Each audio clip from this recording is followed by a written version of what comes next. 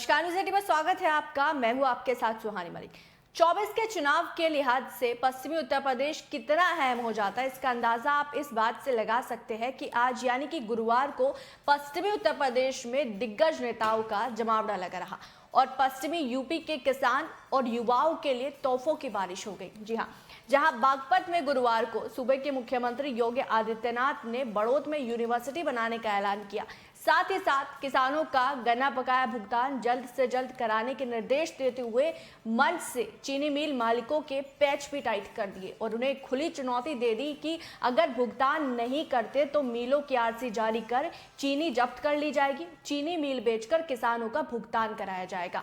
वहीं दूसरी ओर रालोद अध्यक्ष जयंत चौधरी ने सहारनपुर और मुजफ्फरनगर में खिलाड़ियों को सम्मानित करते हुए गांव में खेलों को बढ़ावा देने के लिए प्रस्ताव भेजने का भरोसा जताया। साथ ही साथ रालोद मुखिया जयंत चौधरी ने मुजफ्फरनगर में युवाओं के लिए स्टेडियम बनवाने का भी आश्वासन दिया। सबसे पहले आपको वो घोषणाएं सुनवाती है, इसके बाद इस पूरी खबर पर चर्चा करेंगे। सुनिए वो बयान। हर हाल में भुगतान होगा, अन्यथा आरसी कटने की तैयारी हम लोगों ने उन लोगों की कर दी है जो लोग गन्ना मूल्य का भुगतान, फिर हम लोग स्वयं ही सारी चीनी जब्त करके उस चीनी मिल को बेच करके उन चीनी गन्ना जितना भी चीनी होगी उसको बेच करके गन्ना मूल्य का भुगतान हर हाल में कराएंगे।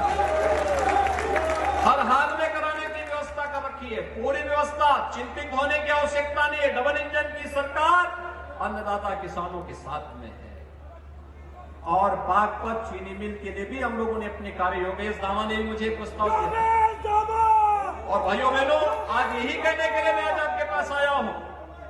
हमें विकास के लिए कार्य करना है। आज आप देखिए ना, पहले कोई सोचता था यहां हाईवे बनेगा, Delhi Baraut Dehradun greenfield express highway बन रहा है। एकदम 2 घंटे के अंदर इस दूरी को तय कर देंगे। यह विकास लाएगा, डेवलपमेंट, रोजगार सृजित करेगा, नौजवानों के प्लान को रोकेगा, घर पे ही लोगों को कार्य मिलेगा, यहां की जमीन के दाम आसमान छूते हुए दिखाई देंगे। दिल्ली से बागपत होते हुए सहारनपुर वाला मार्ग विवाद था, वर्षों से विवाद था, कोर्ट में मामला चल रहा था। हमने कहा न्यायालय का मामला जब आएगा तब आएगा, पहले एक काम करो, सड़क बना दो, बाकी पैसा जो होगा देखा जाएगा, भुगतान करेंगे। लेकिन पब्लिक को क्यों परेशान होने दें?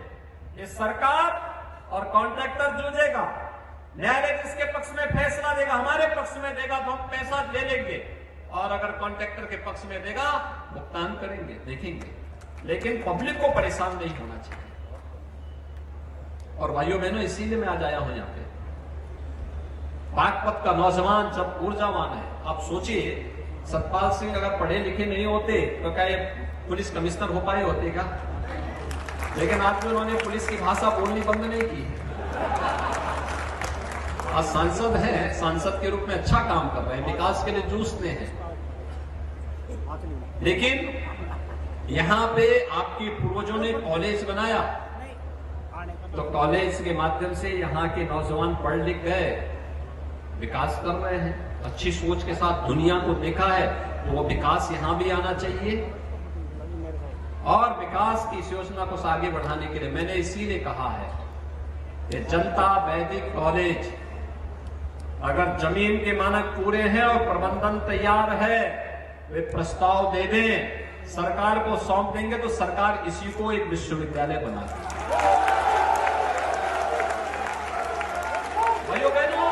कह सकता हूं कि गांव की ओर से एक बात मेरे नजर में आई। अभी बात रखी गई कि यहाँ कोई स्टेडियम नहीं है, कोई इस तरह का मैदान नहीं, दूर दूर तक नहीं है। तो यहाँ मैं अपने तरफ से कहना चाहता हूँ, क्योंकि आपको मालूम है कि मैं अपनी सारी सांसद निधि खेल के लिए, खेल के निर्माण के लिए दे रहा हूँ।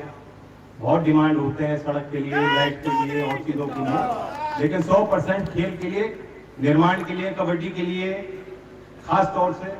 तो गांव के सभी मौजूद लोग यहाँ मौजूद हैं।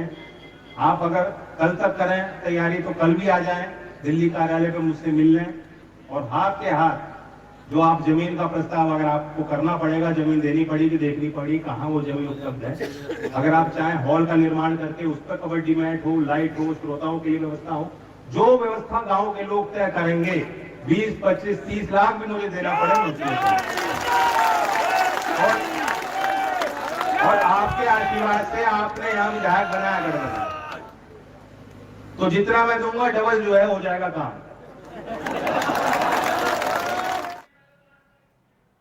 तो आपने जयंत चौधरी और यूपी के मुखिया का बयान सुना। दोनों ने ही किसान और युवा के मुद्दे को उठाया और ये दोनों ही मुद्दे ऐसे हैं जो लगातार यूपी के सियासी गलियारों में उठते रहते हैं। बागपत में यूनिवर्सिटी बनाने की मांग भी काफी समय से चलती आ रही है। वहीं खिलाड़ियों के लिए स्टेडियम की मांग भी ग्रामीण कई बार कर चुके हैं। दरअसल 2024 का चुनाव अब बेहद नजदीक है और हलचल देखकर आप इस बात का अंदाजा लगा सकते हैं कि यूपी को फतेह करना 24 के लिहाज से कितना जरूरी हो जाता है, क्योंकि दिल्ली की सत्ता का रास्ता यूपी से होकर जाता है और यूपी में भी पश्चिमी यूपी, जिसे जाटलैंड के नाम से जाना जाता है। पश्चिमी यूपी में रालोद का जनाधार 22 के चुनाव के बाद और किसान आंदोलन के बाद लगातार बढ़ रहा है। जयंत चौधरी की बढ़ती लोकप्रियता को देख अब बीजेपी खेमे में भी हलचल तेज हो गई है और पश्चिमी यूपी को साधने की जो कवायद है वो शुरू कर दी गई है। शायद यही वजह है सीएम योगी आदित्यनाथ की इसकी शुरुआत रालोद के गढ़ माने जाने वाले यानी कि बागपत से की। बागपत के किसानों और युवाओं को बीजेपी के पाले में लाने के लिए सीएम योगी आदित्यनाथ से एक ने एक बढ़कर जो ऐलान वो है किए और बीजेपी सरकार हो या फिर रालोद, पश्चिमी यूपी को दोनों ही दल साधना चाहते हैं। लेकिन ये देखना दिलचस्प होगा कि जनता के लिए मन से की गई ये घोषणा उन पर कितना असर डालती है। सरकार या फिर विपक्ष के नेताओं के द्वारा की गई घोषणा का 24 के चुनाव में कितना असर देखने को मिलेगा ये तो आने वाला वक्त ही बताएगा। लेकिन इस रिपोर्ट पर आपकी क्या राय है, आपको क्या लगता है, वो जरूर अपनी बात को कमेंट बॉक्स में रखिएगा। मेरे साथ फिलहाल इतना ही, मुझे दीजिए इजाजत, नमस्कार।